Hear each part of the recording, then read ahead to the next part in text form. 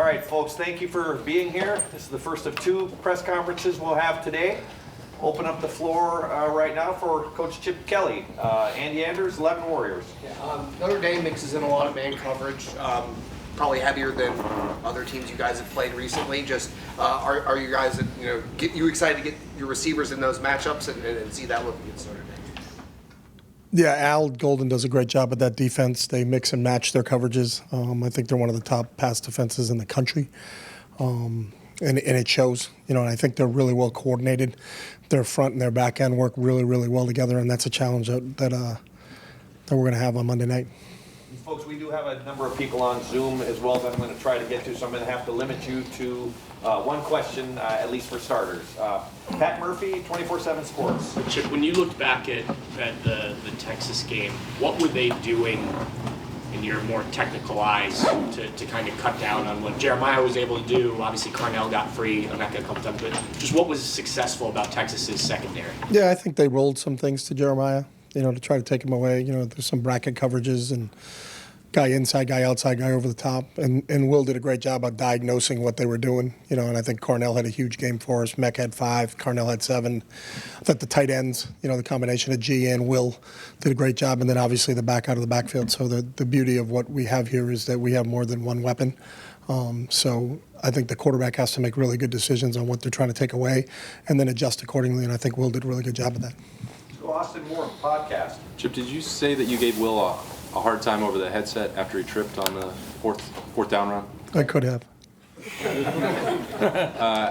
don't have to tell me what you said. How much is that? Can you normally lighten the mood? Is it always just a play call straight in? What are the communications like?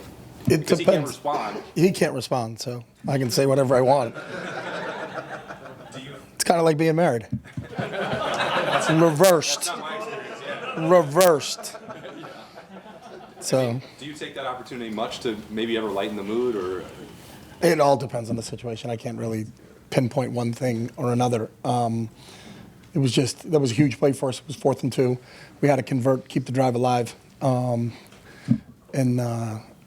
talked to him, but it wasn't the next play. It was, in between series, we had an opportunity to chat about that. So, because we still had to go down and score. So. Thanks. Rob Aller, Columbus Dispatch. Yeah, hold on. I got to finish texting his wife what he just said. Big picture. Are you happy for what's happened to Ryan Day after what he's gone through? You guys are friends. You guys are close. Just can you speak to? I know coaches sign up for the deal. Yeah. But you got to be really happy for him. Yeah, I am, and I think the one thing that, knowing him for so long, I'm not surprised.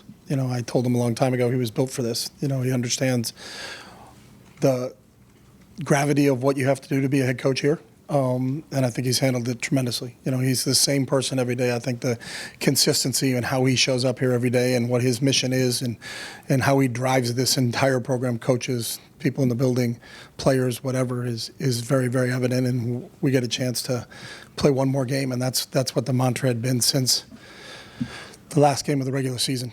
We got to keep this group together, and everything he's talked about since that day, we've done. So, we got to continue it. Do you sense a load off his shoulders? I mean, and did you see after? No. Okay. I do not sense any load off his shoulders right now. Maybe ask me that question next Tuesday, but I do not sense any load off of his shoulders right now. No. Far left, Whitney Harding, WCMH. Chip, you mentioned the tight ends. You guys have been using that 12 personnel a little bit. What do you like about that, and how important is that going to be against a very physical defense like Notre Dame has? Yeah, I think it depends on how the other team deploys when you put that in the game. So there's always a response to, we put a personnel grouping in, they have an opportunity to match that personnel. They have an opportunity to say, hey, we're going to play it in this grouping. And then do we think that matchup is favorable to us or is it favorable to them? So, I think when you look at how Notre Dame does it, they're good, and I think that would be an interesting matchup along with our 11 personnel and along with some of our other personnel groupings, and that's part of the game that goes on within a game. So, but we'll see how they decide that they're going to handle it, and then if it's how we thought it was going to be, then maybe we'll continue that. But if it may not be what we thought it was going to be, and then we say, all right, then that's not probably a personnel grouping we're going to use today. Stephen Means, Cleveland.com. You guys have been rotating Luke, Austin, and Tegra at those guard spots for the first 2 games. I think Luke played every snap at left guard. Just seeing him in extended snaps, how do you think he graded out? I think Luke did a really nice job. I think part of the rotation part was Austin was banged up a little bit. So, how much could we get from him? And he's a warrior and gave us everything he had. So those decisions on the reps of what we're going to do with those guys will be based upon, where's our health when we get to next Sunday and Monday when we start to talk about depth. But I thought Luke, with extended playing snaps, did a really, really nice job. Don Taberry, WBNS. Coach, they pride themselves on defense, ranked second in the country behind Ohio State. Just how big of a challenge is it? And when you have a defense, you can be in a game, can't you? Yeah, obviously. And I think both teams have proven that, and that's why we're here. But they do an outstanding job, and they've got some real veteran leaders. Cross and Kaiser, I think, have been there. This is year 6 for both those guys. Watts in the secondary has been around for a long time. So they've got depth, up front, second level, and third level. They're really smart. You can watch their communication that goes on during the play, and you can see how in tune they are to what the coaching staff is asking them to do. So that's a huge challenge for us on Monday, going up against a really, really well-coached defense that has some really, really good players that have played a lot of football. I think both teams have guys that have played a lot of football, and that experience has shown through the playoffs. Spencer Holbrook, Letterman Row. When you see Will make the mistake they made on the first drive of the second half, trying to get the ball to Jeremiah, is that like an aggressive mistake for Will? And when you're trying to get the ball to Jeremiah and trying to involve your best player, like, you're not excusing something like that, but is there almost like, okay, like, we were trying to get the ball there, like, we kind of understand why he did what he did? Yeah, he just didn't see the linebacker underneath in the coverage. He read the top of the coverage really well. He didn't see the underneath part of the coverage. So we discuss it just like we normally do between each series about what just transpired and then what are we going to do next. And, the one thing about Will is he owns everything he does. Because if you don't own it, then you're going to make the same mistake again because you don't realize how you did it. And he knew right away. He just didn't see the linebacker. He felt like the top of the coverage was deep enough, and Jeremiah had pushed them off where he could throw that ball into him, but he didn't spot the underneath coverage. So, it's something he'll learn from, and hopefully the one thing I love about Will is usually doesn't make the same mistake twice. So, let's hope he has that out of his system. Cameron T. Robinson, The Athletic. So they obviously came into the season probably one of the best corners in the country, Ben Morrison, and he's been out for the year. But Leonard Moore stepped up pretty well against Penn State. I'm just curious your thoughts on him and what that whole secondary does. Yeah, I think the whole secondary, you look at how much man they play, and the reason they do it is because they can, and no one's really exploited that with them. So I think they all can cover. So it's not like, well, just stay away from him and throw against this guy. I think all of them are really, really skilled. And I think how coordinated it is with the whole group, that they all have an understanding of where they're supposed to be, when they're supposed to be there, and they do a really good job with it. So I know they did lose a corner early in the season, but they've seemed to just continue to roll on defense, and the statistics will show you that. Dave Holmes, WSYX. Yeah, Chip, all year when you're prepping a game, there's another game, 7 more games down the road. This is the last one, win or lose. I'm curious, does that change anything in preparation, play design, snap distribution? Is there anything different about knowing that you have no games left after this? That's a good question. I don't think we've talked about that one yet, but we certainly don't save things going into games saying, hey, this is a really good deal. Let's not run it because we want to run it 3 or 4 games down the road, because you don't know who you're going to have and what you're going to do. You make your decisions based upon the personnel that's available that week, and then what's going to help you win that football game. And those are the same decisions that are being made now. So snap count going into a game, we don't really talk about that. The only time that ever comes up is when you're up and you're starting to think about substituting. So if the score is 42-7 in the third, when are we going to get Donnie out, and when are we going to get Seth out? Because you'd hate to lose a guy when the score is 42-7, in a game, because we do have multiple games to play after that. But that's the only time we've really talked about that.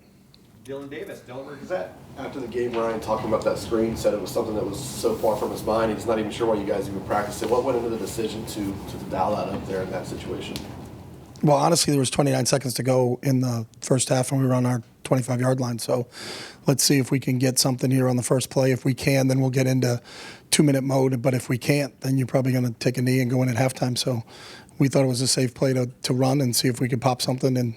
And obviously it worked. But it worked because Trey's a pretty good player. So if you can get him into open spaces like we did, he can stick his foot in the ground and get north and south really, really fast. Noah Weiskopf, The Lantern. How have you seen Jeremiah respond to the game that he had? And what do you think that says about just his maturity at his age?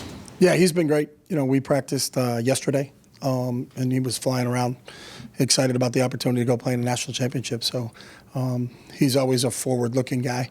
You know, what's next? What's the next challenge? And what do we, what do we get to do? And then that's kind of what his mindset has been like. And that does speak to his maturity because he's always, what's the next challenge? And I think that's one of the things I love about him. Over to the right, Adam King, WBNS. Kind of twofold. What was your reaction to Jack's He said touchdown? one. Okay, sorry. What was your reaction to Jack's touchdown? Just excited. I mean, in that situation to be where that drive was, it's first and goal from the 1, after back-to-back penalties. And then, you're in a one-score game and they're tying it up. And we're talking about when we get the ball back, how much time is left on the clock, and then what can we do in regulation. And then for that whole series of plays, just kind of watching them unfold and what happened. But for Jack and the impact that he has on this program, and to see that whole thing kind of just out, it was kind of a storybook happening right in front of you. But it was anytime our defense can score or we can return punts for touchdowns, offensive guys get really excited. Joey Kaufman, Columbus Dispatch. How much, or if at all, have you watched last year's game against Notre Dame? And if We so, watched it, yeah. Is there anything they did in their coverage of Marvin, because he only had 3 catches that game, that would be applicable to how they might try to take away Jeremiah? I don't think we looked at it that way, but we looked at that game and then we looked at every game they've played this year. So, they've played man in every game they've played. So it's not like they're doing something special in one game over another game. So, and they've played some good receivers. There's some teams they played that have some really talented receivers, and they've done a great job against everybody, whether it's Louisville, SC, people that throw the ball all over the place. They still have done a great job in coverage, and the numbers will tell you that. So we got to be prepared for all coverages. And that's the other thing they do. They don't just play one coverage. So, they're going to mix it up. They try to keep you off balance. They try to keep the quarterback guessing. They bring different blitzes and attack your pressures in a really good manner. I think Al's background as an NFL guy, being with the Lions and being with the Bengals has really shown there's a lot of NFL concepts that he's running there. And their players do a great job of adjusting on the fly, too. So, because people try to confuse them and line up in different formations and move and things like that, and they always seem to sort it out. So. Dave Biddle, 24/7 Sports. Chip, there's like this narrative out there that I've heard from people that Ohio State wouldn't be here if they didn't lose to Michigan. I'm curious to get your thoughts on that the Michigan game woke you guys up or got you motivated or made you angry. Do you agree with that, or do you think that's nonsense? I've learned a long time ago as a coach that I'm not into narratives. So, I think we live in a week-to-week world, and that's how we've always approached things. And I think our week-to-week is just – it's the beginning of the week, and what do we do on a Monday? What's a Monday look like? What's a Tuesday look like? What's a Wednesday look like? How's your preparation? All those other things. Then you go play the game, and you got about 20 hours to adjust to what happened, whether it was a win or whether it was a loss, and then you move on to the next game. So the narrative part of it isn't something I think coaches really talk about, that this set up that, set up this. That's, you guys are the experts at writing narratives. We're just trying to get a first down. So I don't look at that from that perspective. So. All right, we're going to pause locally and we're going to meld into the World Wide Web and take a few calls on Zoom. Let's open up with Dan Tortora. Dan? Coach, the decision to come over to Ohio State, just reflecting on that hindsight 2020 and what you can say about this experience and the opportunity that presented itself from Coach Day. Yeah, it's been awesome. And I think just really you think about as a coach the day-to-day, so your ability to what it's like every day you're in the Woody and to be with this staff and everybody that's in this building, and then to be around these players on a daily basis is it's what's made this thing really, really special. So excited that we get an opportunity to be together for one more week, because this is an extremely close-knit group. I think the connection from the players to the coaches and players to players, coaches to coaches is really kind of special, and one of the reasons that we've had the success that we've had. So we're going to enjoy these last couple of days here in the Woody and then get on a plane and go to Atlanta and play a game on Monday night. We'll go to Kirk Bowles. Kirk? Yeah, Chip, on the Jeremiah Smith thing, I don't know if your game plan called for him to be a All-American decoy, or did Texas just do anything special to take him out of your offense? Yeah, Pete and his staff did a really good job on the defensive side of some bracket coverages on Jeremiah, and I think Will really recognized it. That's why Carnell had a bigger game. Our tight ends were really involved. Emeka was really involved. The running back was involved. So That's the one thing about here is we have more than one weapon at our skill positions. So quarterback's got to figure out what they're doing and then take advantage of it. I thought Will did a really good job with that. Lane Higgins from the Wall Street Journal. Lane?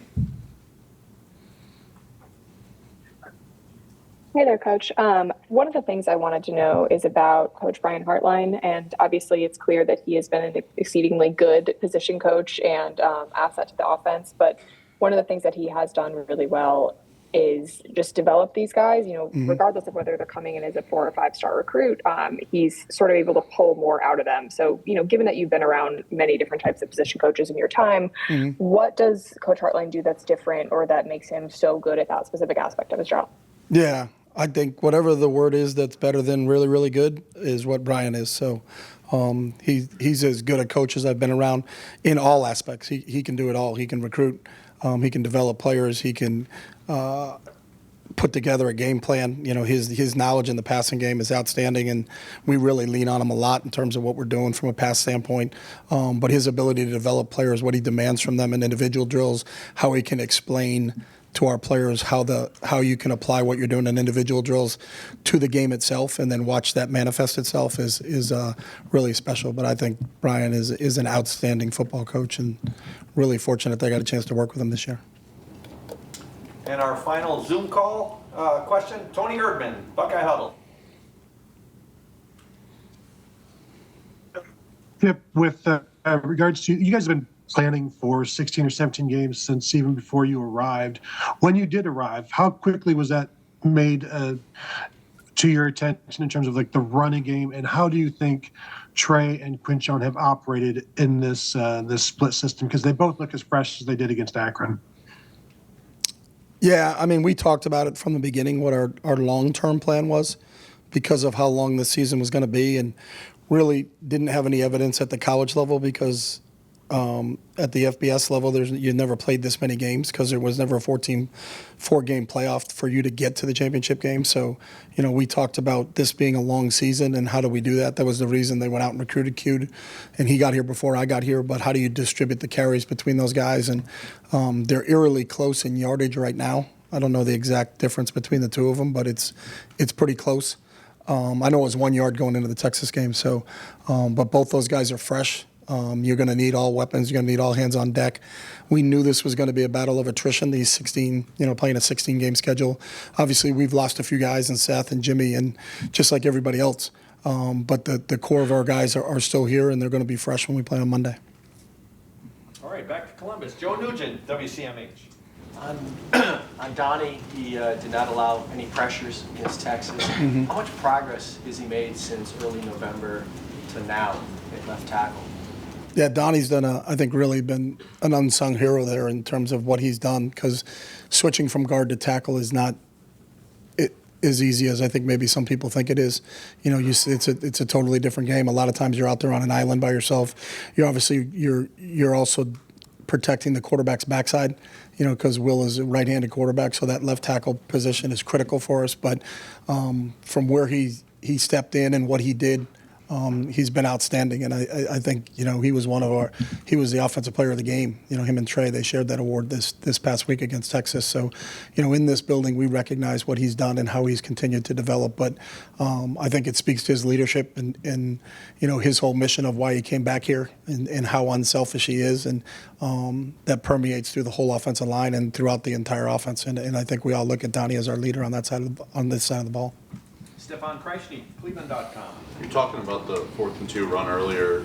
How big was that play right before with G to gain a couple extra yards? How much did that affect the way you could call that next play? Yeah, it puts it in a whole different perspective. So, are you punting? If you're incomplete on that. Or then if it's 4th and 5, it's definitely a different play call than what we had an opportunity to call.